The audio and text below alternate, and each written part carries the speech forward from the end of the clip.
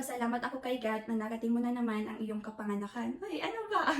Sana hindi ka magbabago ang iyong kabaitan, lalong-lalo na sa iyong mga kapatid mo. At sana, huwag na huwag mong kakalimutan ang pangako mo sa amin ni tatay mo. Uy!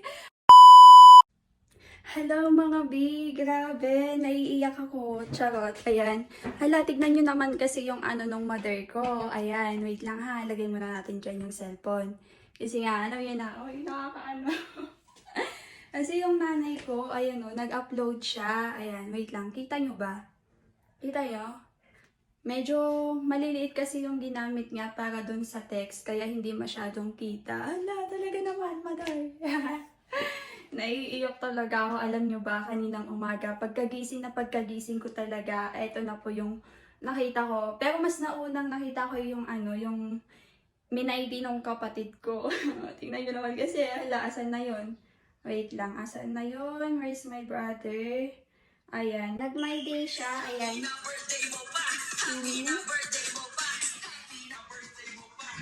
Happy birthday, Manang, sabi niya dun sa may ano. Alam nyo ba, dun pa lang sa part na yun, kahit na napakasimple lang nun. Parang, alam nyo yun, simpleng happy birthday, Manang lang. Parang, napaluha talaga ako kanina. Ute, grabe. Iba talaga kapag galing sa mga mahal mo sa buhay, galing sa mga magulang mo yung ano, yung mga bumabati sa'yo. Kasi alam mo, natagos sa puso. Lalo na yung sa nanay tsaka tatay ko. Tapos ayan, na-reply ko nga po sa kapatid ko. Ayan o. Kita nyo ba? Sabi ko, thank you ha. Sapay kong mata ag singsingpit kan.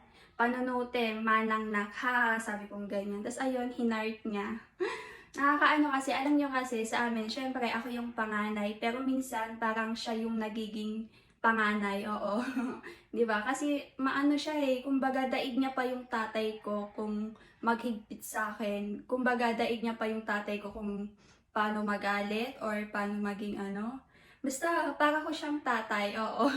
Kaya yun, sabi ko ano, sana isipin niya na ako yung panganay sa amin. Uy, naisip naman niya yun, pero yun, minsan nakakalimutan ata niya na ako yung panganay, no? At eto naman po yung sa nanay ko. Hala, wait lang. Tignan natin mga B. Oh my God. Sana yun. Ayan. Thank you po sa mga nag-comment dito sa in-upload ng nanay ko ha. Sa mga bumati po sa akin. Pero nakakaloka lang. Bakit ganito naman, mother? Nilagay niya talaga sa mismong picture ko yung ano ya. Yung message niya sa akin. Tapos ayun o, putol pa sa unahan. Sabi niya, ala, hindi kita yung unang sinabi niya. Pero yung kita lang dito. Lahat nagpapasalamat ako kay God. Ah? Kasi putol guys, so kaya hindi ko alam yung ano niya. Lahat nagpapasalamat ako kay God. Charot. Wala to guys, kasi nailabas ko na kanina eh. Like napaiyak na talaga ako kanina nung unang pagtingin ko, unang pagbasa ko. Lahat nagpapasalamat ako kay God na narating mo na naman ang iyong kapanganakan. Ay, ano ba? Sana di ka magbago. Sana hindi ka magbabago ang iyong kabaitan, lalong-lalo na sa iyong mga kapatid mo. At sana, huwag na huwag mong kakalimutan ang pangako mo sa amin ni tatay mo. Uy, hala. Diba? Ang bait ko. Mabait naman po kasi talaga ako eh, no? Hindi lang halata. Pero pag nakilala niyo ako, doon yung malalaman. Tapos, ang pangako mo sa amin ni tatay mo na kapag pinagsasabihan kita, palagi mong sagot na tiwala lang, yun yung pinanghahawakan namin ni tatay mo. Alam nyo kasi every time po na pinagsasabihan talaga ako sa bahay, pinagsasabihan pa ako ng nanay ko at tatay ko, tiwala lang po talaga yung hinihingi ko sa kanila. Oo. Simula pati nung nag-boarding ako dito, hiningi ko sa kanila yung tiwala. Tapos sabi ko, pag may nakita kayong mali or pag may nagawa akong hindi maganda, doon nyo ako paghigpitan sa yung ganyan. Kaya parang nagiging malaya na ako. 'Di ba? Tapos ayun, asaan na ako? Andito lang kami ni tatay mo na handang susuporta sa'yo at sana makapagtapos ka ng iyong pag-aaral, anak. Isang hakbang na lang at makakamit mo na, kaya mag-aral ka ng maigi para sa mga kapatid mo. Alam namin ni tatay mo na yakang-yakang mo. Anak, again, happy birthday, anak. Madami pa sana akong gustong sabihin, pero Baka mapagod ka na sa pagbabasa. Happy birthday, ganda. Hala, ang ganda ko naman talaga, mother. Uy, nagmana ako sa'yo. Charot, mas maganda ako. Ayun. Ayun lang naman po yung in-upload niya. Then, meron pa kaming conversation dun sa may GC. Opo, kasi may GC kami na bilang family. Oo, kami. Tapos, ayan. Umagang-umaga pa nga lang po, alam nyo ba ginawa ko? Ayan. Sinend ko sa kanila yung picture ko. Ayan. Kita nyo ba? Or hindi? Ayan. Tapos sabi ko, Nay, niya mayat i-profile ko ita. Parang, iyon, tinatanong ko kung ano yung magandang pang-profile. Tapos, ata nakaparintuming ka, kulay pink. Yung nakaano daw ako, yung kulay pink ang bet ni mother. Anya nga nakaparintuming ita na italumot ata ni ha. Sabi ko ganyan, basta yun. Tapos sabi nga yung may katlo daw, yung pangatlo. Noted ha, tapos 9 niya pa'y ha, pili ka pa'y sa bali. Tapos pang 9, bilangin 3 can 9, yun daw yung napili niya. Yung like ganyan no, kumbaga yan. 1, 2, 3, so ayan, napili niya yan. Then after dyan, 4, 5, 6, 7, 8, 9. Oh, ayan, yan daw yung pang profile ko, B.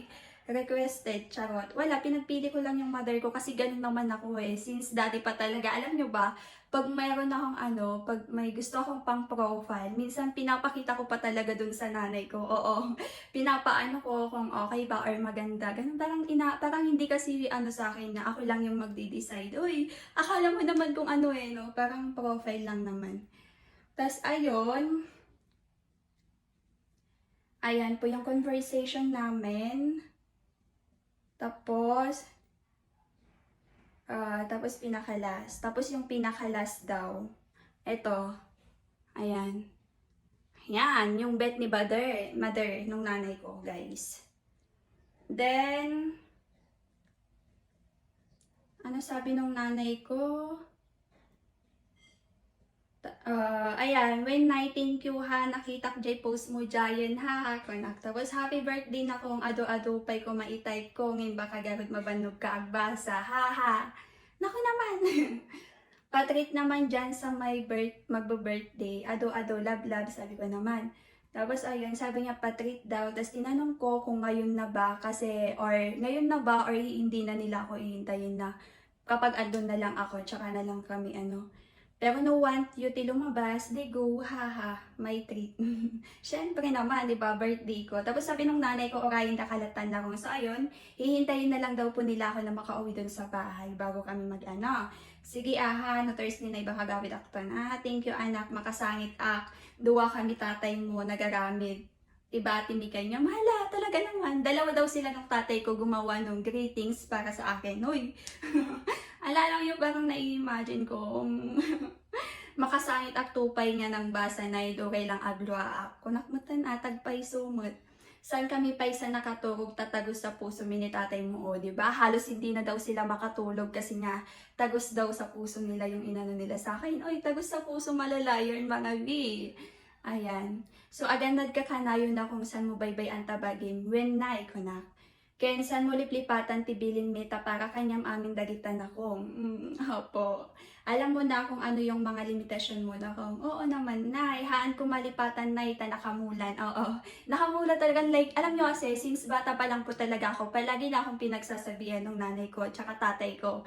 Lalong-lalo na yung nanay ko talaga, kaya, ngayon, nitong nakaraang kapag pinagsasabihan ako, sinasabi ko na lang na, parang paulit-ulit na lang, hala, nay, amok ata, nakamula kanya ako. Parang nasa akin na, like, alam ko na talaga yung limitasyon ko. Happy birthday, ganda, love the ka na kong ingat always. Oh, yeah. Ito niya madugang kong more pa English na nahasika. Thank you so much, nanay and tatay. Love you. Huwag mong sasabihin na kainom ako, anak. Ginising pa ako ni tatay mo para sa pagbati namin sa'yo. Hala, talaga naman. Oo, hindi ko masasabing lasing ka, mother, kasi alam ko naman na hindi ka, like, alam nyo kasi yung nanay ko medyo late na din po nagigising. Pero, yung tatay ko daw, ginising niya para lang daw batiin ako. Uy, talaga naman. Talaga mo yung hailak man ni tatay, sabi ko ganyan. So, nasapa kami na rin. So, ajay, nalpas ko dinigos ni Mariela, ni tatay mo nagtulod, tamad-matay ko, tatay, hala. Alam nyo kasi, yung kapatid ko, yung bunso, ayun, yung nanay ko po yung naghahatid papunta sa school. Pero sa pagkakataon na to ay mukhang yung tatay ko yung naghatid. Kasi nga, nung time na pagkagising ng nanay ko ay gumawa daw siya ng ano, uy, para lang meron siyang may upload sa ayun. Na-appreciate ko naman yun. Alam niyo yun, kahit nawala ako sa tabi nila, kahit nawala ako sa bahay, sobra pa rin akong nagpapasalamat. Parang na-appreciate ko yung ano nila sa akin. Parang feeling ko kasama ko lang sila ngayon. Uy, pero iba pa rin talaga kapag kasama ko sila. Hala, paano ba yan? Ang drama ko na. Pero nakakaano kasi. Ang init guys. Kaya. Na ano ako, thank you so much. Ayan.